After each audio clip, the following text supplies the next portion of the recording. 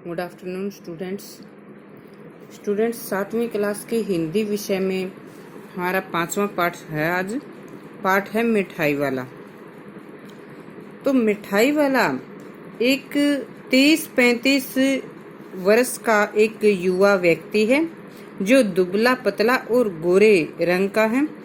ये व्यक्ति जो अपने सिर पर हमेशा राजस्थानी बीकानेरी रंगीन साफा पहनता है और इसकी आवाज इतनी मधुर है कि जब ये गली गली में घूमता हुआ खिलौने वाला, बच्चों को बहलाने वाला, खिलौने वाला आदि स्वर में बच्चों को पुकारता है, तो उसकी आवाज सुनकर न केवल बच्चे बल्कि युवतियां और महिलाएं भी गोद में बच्चों को उठाकर खिलौने खरीदने के लिए दौड़ पड़ती हैं।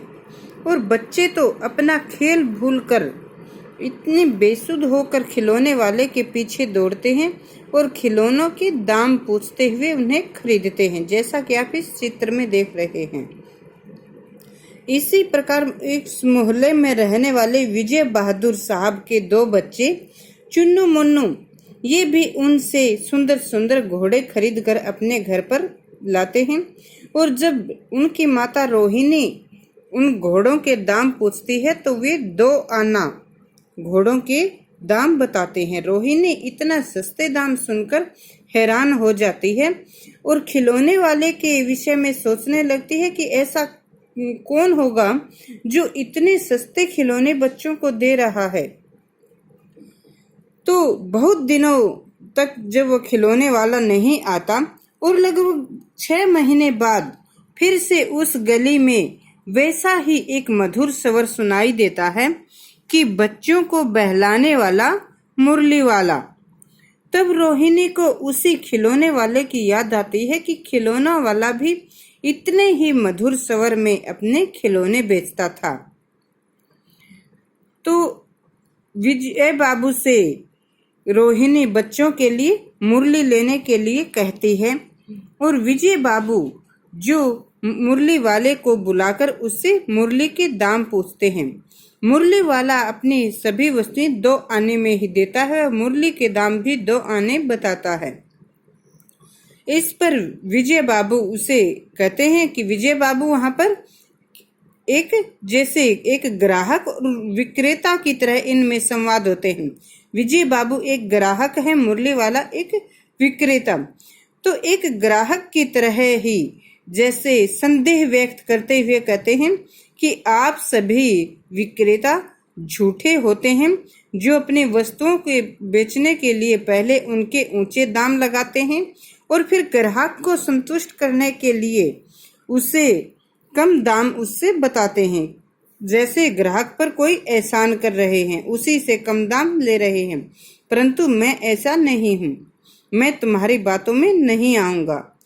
तब मुरली वाला उन्हें बड़े ही विनम्र स्वर से कहता है कि आप ग्राहकों की आदत होती है कि आप सभी दुकानदारों पर संदेह करते हैं। ये मुरली आपको कहीं पर भी 2 पैसे में नहीं मिल सकती है।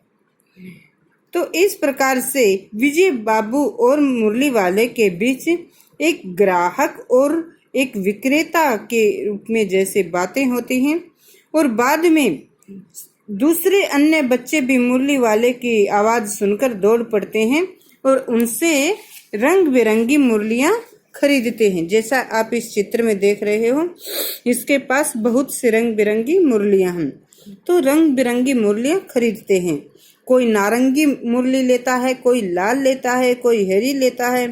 मुरली वाला सभी को बहुत ही प्रेम पूर्वक सभी को मुरली देता है और उनसे बड़े ही प्रेम से 2-2 आने ही लेता है। तो विजय बाबू के दोनों बच्चे भी मुरली लेकर खुश हो जाते हैं।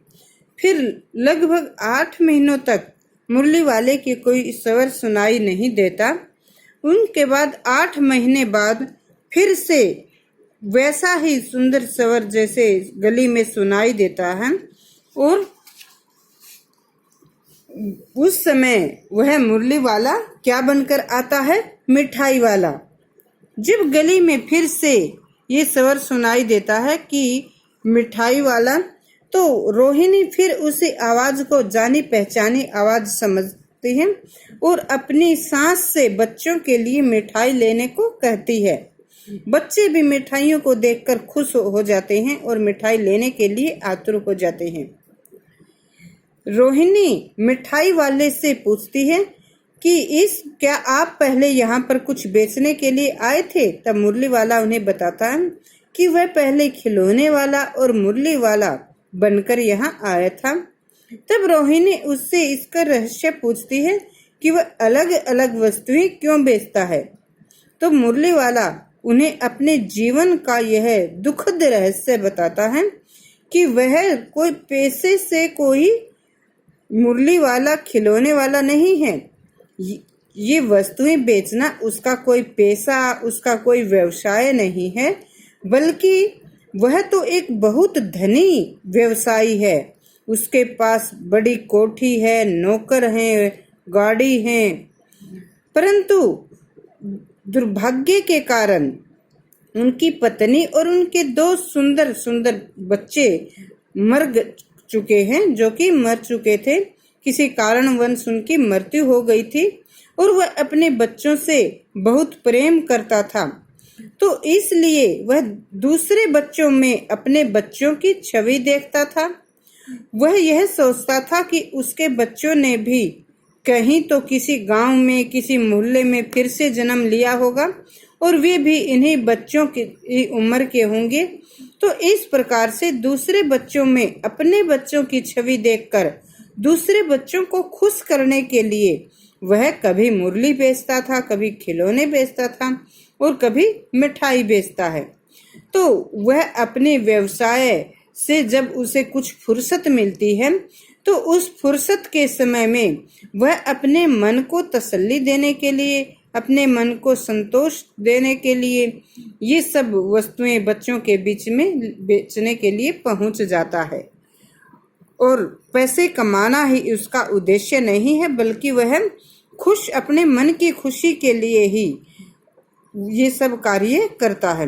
रोहिणी मुरली वाले के जीवन की इस दुखद घटना को सुनकर बहुत दुखी होती है और मुरली वाला उन्हें 2 आने में ही अपनी मिठाई बेचकर वहां से चला जाता है।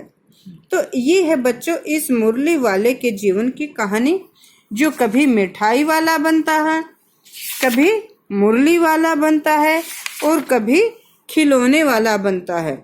और वह क्यों करता है ऐसा? क्योंकि वह बच्चों को खुश करना चाहता है, इसलिए बच्चों में अलग अलग चीजें बेचता है। क्योंकि उसके समय के 2 बच्चे जो मर चुके हैं और वह अब इन्हीं बच्चों में अपने बच्चों की छवि ढूंढता है। इन बच्चों के खुश होने पर उसके मन को खुशी मिलती है। तो ये है मुरली जो वाले मिठाई वाले कहानी। ये कहानी आपको पूरी विस्तार से पढ़नी है और कल बाद में इसके प्रश्न करेंगे।